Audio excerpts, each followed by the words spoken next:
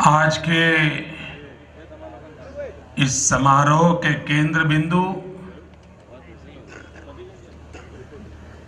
सभी 530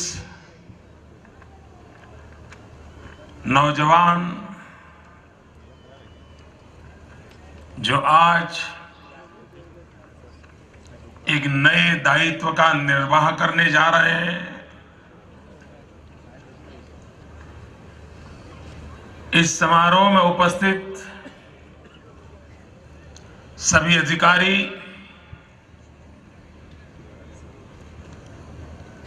इन जवानों के अभिभावक,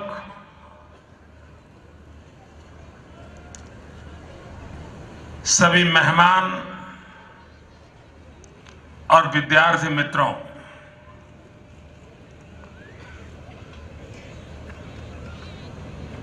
उन्नीस 1960 में गुजरात ने अपनी विकास यात्रा को प्रारंभ किया। इतने वर्षों में यह पहली घटना है कि एक साथ इतनी बड़ी मात्रा में पुलिस फोर्स में पीएसआई, जो एक की महत्वपूर्ण इकाई होता है, उनकी पास आउट परेड हो रही है। ये भी बड़े गर्व की बात है कि इन 530 में 68 महिलाएं हैं। पिछले 50 साल में इस प्रकार के पास आउट फॉरवर्ड में 50 साल में जितनी टोटल संख्या महिलाओं की थी, उससे ये ज्यादा है एक ही परेड में।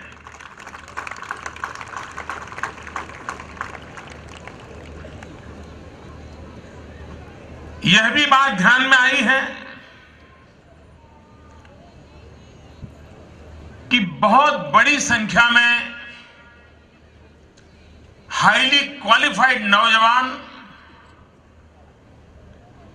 इन्होंने एक मिशन के रूप में इस क्षेत्र को स्वीकार किया है। कई इंजीनियर्स हैं इसमें,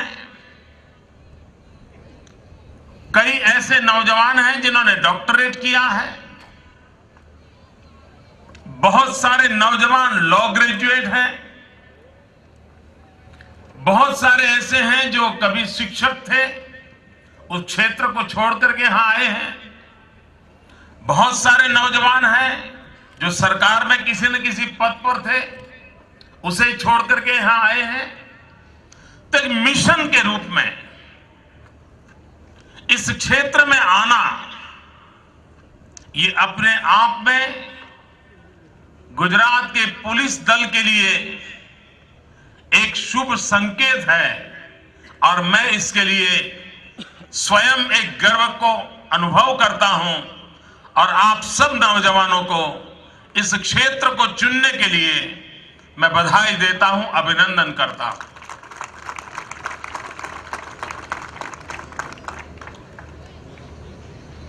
मित्रों, एक कसौटी का काल रहता है जब ट्रेनिंग होती है। कभी कभी कुछ ऐसे भी आ जाते हैं कि ये इतनी मेहनत क्यों, ये सुबह से शाम महीनों तक। जब ट्रेनिंग में होते हैं तब लगता है कि चलिए भाई, जितना जल्दी इससे निकल जाए अच्छा होगा, और ये होना बहुत स्वाभाविक है। लेकिन अगर मंजिल तक पहुंचना है तो सफर कितनी ही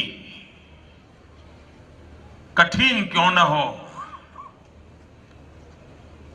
उसको हंसते हंसते पार करते हैं तब मंजिल पर पहुंचने का एक आनंद आता है।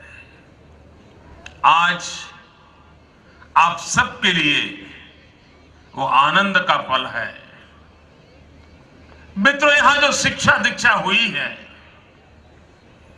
वो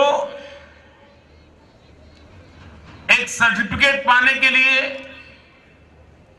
या एक ट्रॉफी पाने के लिए नहीं होती है।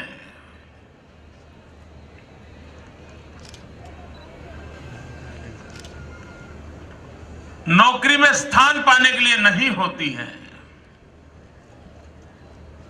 इस प्रकार की जो ट्रेनिंग होती है उसको जीवन भर जीना पड़ता है और जीवन में वही सफल होता है कि अपने शिक्षा काल में जो पाया है उसको जीने की आदत बनाता है।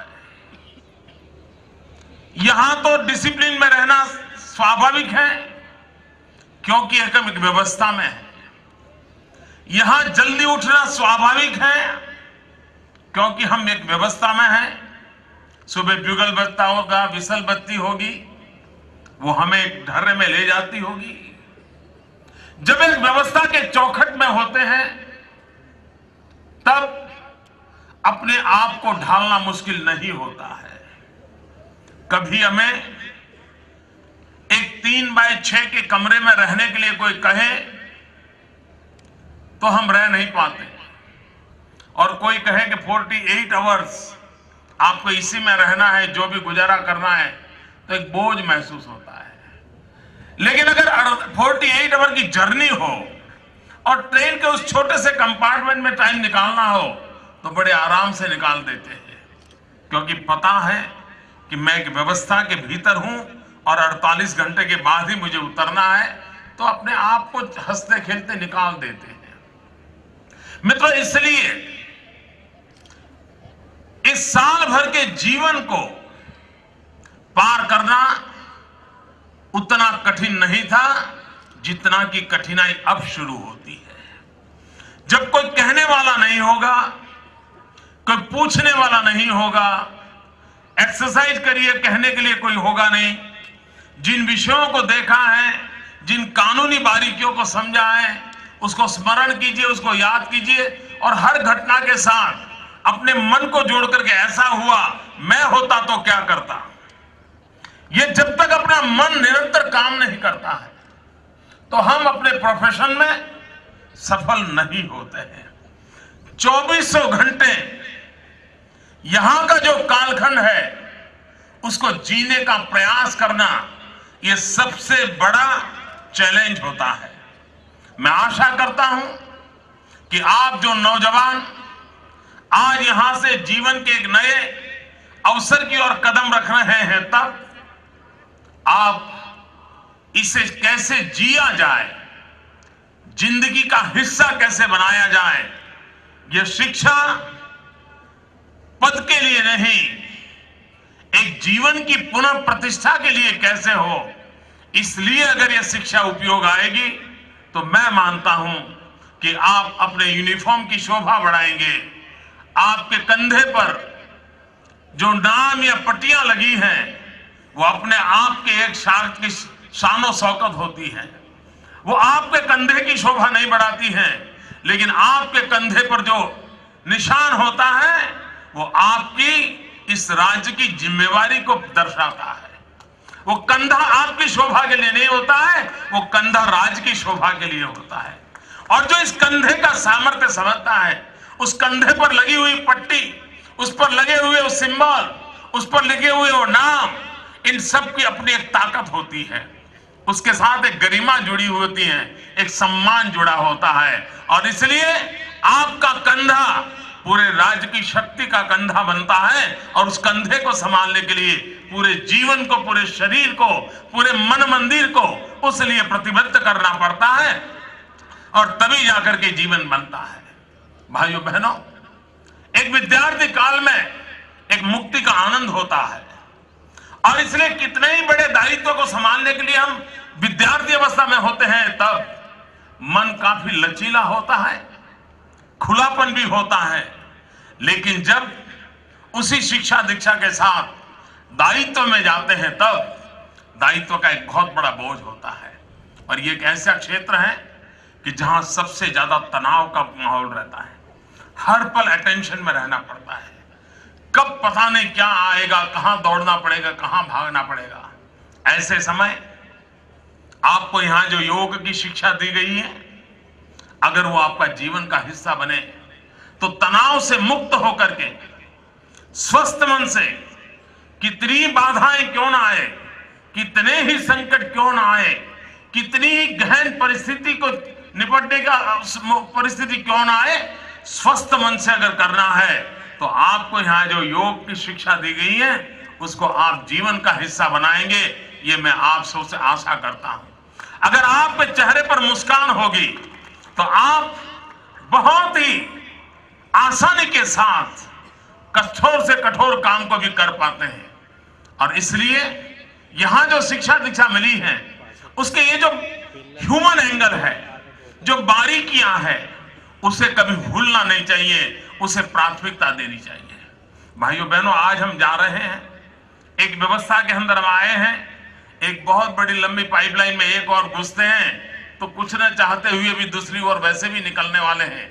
और कुछ लोग ऐसे होते हैं कि जीवन में एक व्यवस्था के अंदर प्रवेश कर लेते हैं, फिर उनको लगता है समय ही उसको आगे लेता चल जाएगा। मन तो जो समय का इंतजार करते हुए चलते रहते हैं, न वो जिंदगी में कुछ पा सकते हैं, न जीवन में किसी किसी को देने का संतोष ले सकते हैं।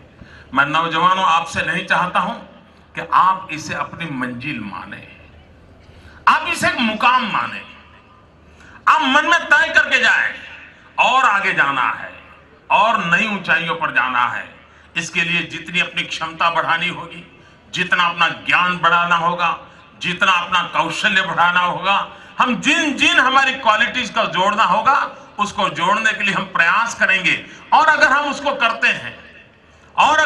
करते हैं तो मुझे विश्वास है मित्रों कि आपके लिए ये मुकाम रहेगा। समय इंतजार नहीं करेगा, आप समय के पास जाएंगे और मौका ढूंढते ही आप भी क्यों ना उच्च पदों पर पहुंचे।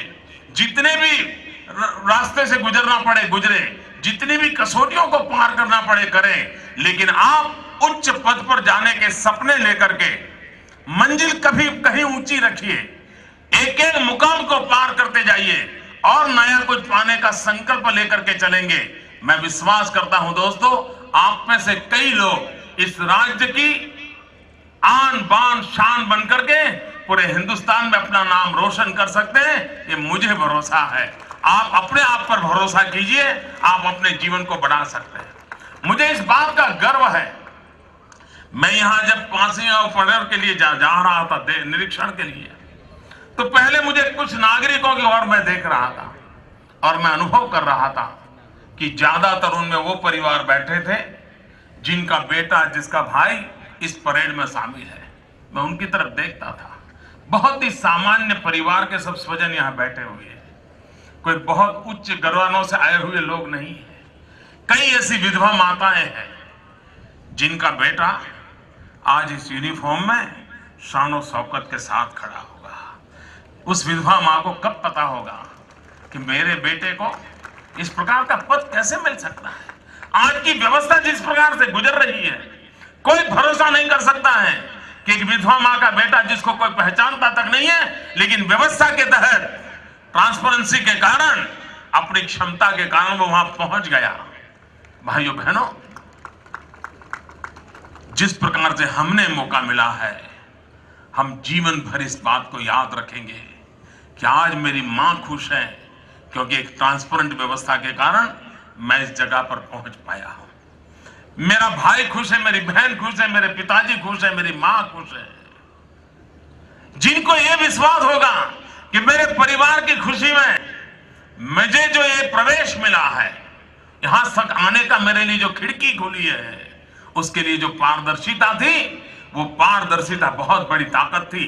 अगर मेरी जिंदगी का आनंद वो पारदर्शिता है, मेरे परिवार की खुशी का कारण वो पारदर्शिता है, तो मेरा कर्तव्य बनता है कि मैं जीवन भर उस पारदर्शिता का पालन करूंगा, ताकि मैं भी हजारों लाखों लोगों की खुशियों का कारण बन सकूं। और इसलिए मैं मित्रों आपसे अपेक्षा करूंगा, मैं आपसे प्रार्थना करूंगा, मैं आग्रह करूंगा। और जब आपने ईश्वर को साथ रख करके हुए आज शपथ लिया है, उस शपथ का एक एक शब्द जीना पड़ता है दोस्तों। शपथ ये वाणी नहीं है, शपथ ये शब्द नहीं होते हैं। तिरंगा झंडा हमारे जीवन की आन बान शान होती है। उससे जब स्पर्श करते हैं तो एक नई चेतना का संचार होता है। आपको एक ऐसी अवस्था में जब उसका स्पर्श होता है तो आपके भीतर उस चेतना का संचार होता है। आप जीवन भर इस पल को याद रखेंगे। तो उस तिरंगे झंडे की शान शौकत के लिए जिन महापुरुषों के इस तिरंगे झंडे के लिए बलिदान दिए थे, 1857 से लेकर के 1942 तक कितने लोगों ने अपने जीवन को दे दिया। और तब जाकर के 47 में हमने इस तिरंगे झंडे का सम्मान और गौरव पाया है।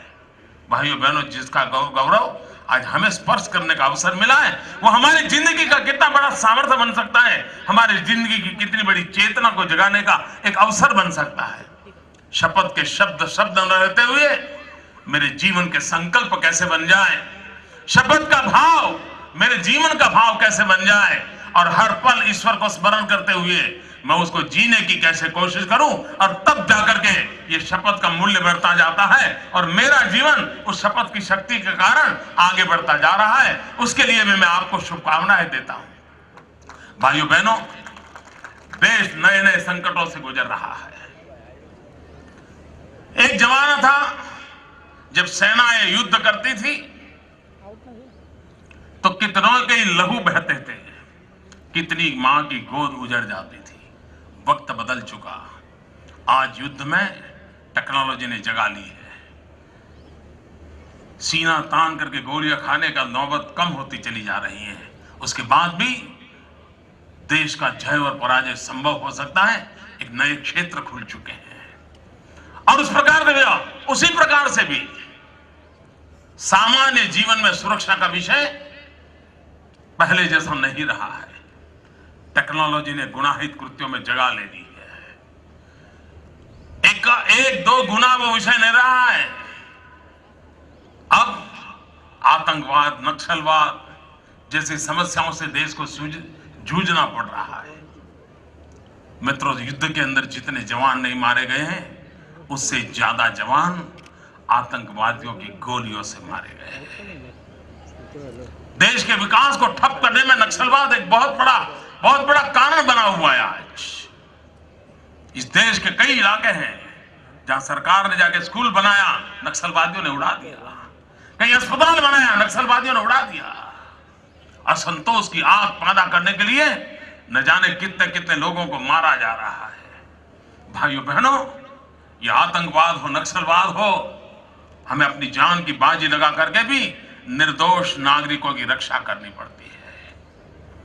और मित्रों, जब तक भीतर साहस नहीं है तब तक हम उस स्थिति को निपट नहीं सकते हैं।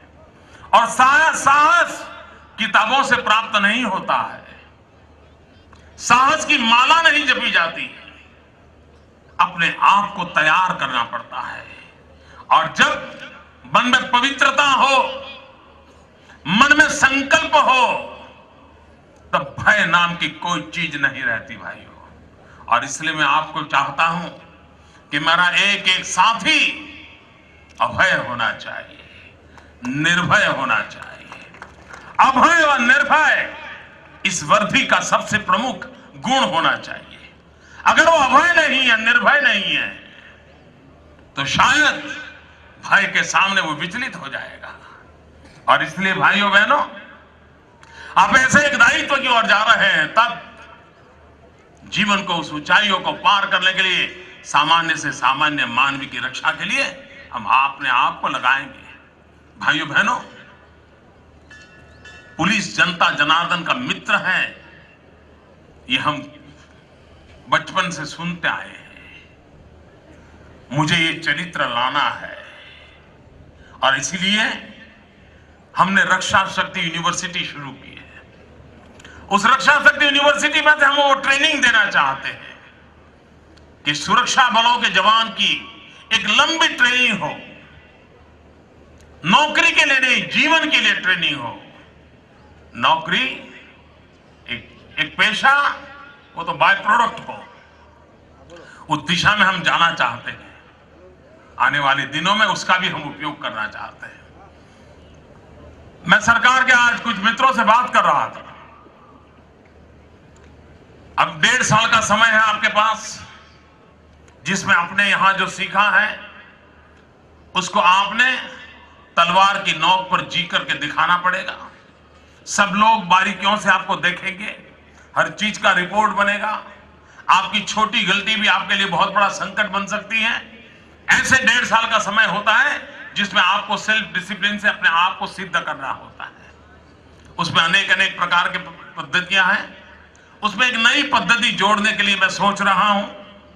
मैं क्षेत्र के जो विद्वान हैं उनसे कहूंगा कि उस पर काम करें और एक ही हफ्ता में कुछ निर्णय हम कर सके कि यहां से एक एक जो नौजवान तैयार होकर जाता है उसको 1.5 साल के कार्यकाल में कम से कम 100 आवर अपने से नीचे जो कांस्टेबल्स हैं, यहां जो उसने ट्रेनिंग ली है, 100 आवर 25-25 की 4 बैच हो या 30-30 की 3 बैच हो, आने वाले 1.5 साल में उन लोगों को वो ट्रेनिंग दे। हर दिन सुबह 5 से 8, 5:30 से 8 उन कांस्टेबल को ट्रेनिंग दे। जो यहां सीखा है वो वहां सिखाएं। एक सिलेबस बनाया जाए 100 आवर्स का, और वो काम आप लोग करें, ताकि यहां जो आप सीखे हैं उसको सिखाने से वो और अधिक पक्का होता है और अधिक आपका वो स्वभाव बन जाता है। कभी कभी सीखते समय बहुत सी चीजों पर हमारा ध्यान नहीं जाता है, एग्जाम में तो कभी निकल जाते हैं, लेकिन जब सिखाना होता है तब बहुत सी बातों की ओर हमारा ध्यान जाता है। और इसलिए आपके इस 1.5 साल के काम में 100 आवर का एक और जिम्मा उसको भी जोड़ने के लिए मैं सोच रहा हूं। और हम देखेंगे कि जिन कांस्टेबल को आपने ट्रेनिंग किया है उसमें से कितने परसेंटेज हैं जिनको सफलता मिलती है, उसके आधार पर हम तय करेंगे कि आपने यहां से क्या पाया है। यहां से कुछ भूल करके जाना नहीं है। मुझे विश्वास है मित्रों, एक साथ राज्य के अंदर इतनी बड़ी संख्या में आप जैसे नौजवानों को पूरी व्यवस्था से जोड़ने के कारण गुजरात के पुलिस बल को एक नई ताकत मिलेगी। आम आदमी के सुख दुख के साथी बन करके उसको सुरक्षा का हम एक एहसास दे पाएंगे। और गुजरात का सामान्य से सामान्य मन भी हमारी उपस्थिति मात्र से सुरक्षा को अनुभव करे, हमारी उपस्थिति की मात्र से उसको एक चैन की नींद आ जाए, उस प्रकार का अपना व्यवहार रहे। इसी एक अपेक्षा के साथ आप सबको बहुत बहुत शुभकामनाएं, आपके परिवारजनों को भी शुभकामनाएं देता हूं कि वे, समाज ने इतना सारा दिया है, आपके बेटे को शान शौकत दी है। हम सब मिलकर के समाज के कर्ज को चुकाने के लिए जब भी मौका मिले कुछ न कुछ करते रहें। इसी एक अपेक्षा के साथ आप सबको भारत माता की सेवा के लिए कदम रखने के लिए, एक नई जिम्मेवारी के साथ आगे बढ़ने के लिए मैं आह्वान करता हूं, शुभकामनाएं देता हूं। बहुत बहुत धन्यवाद।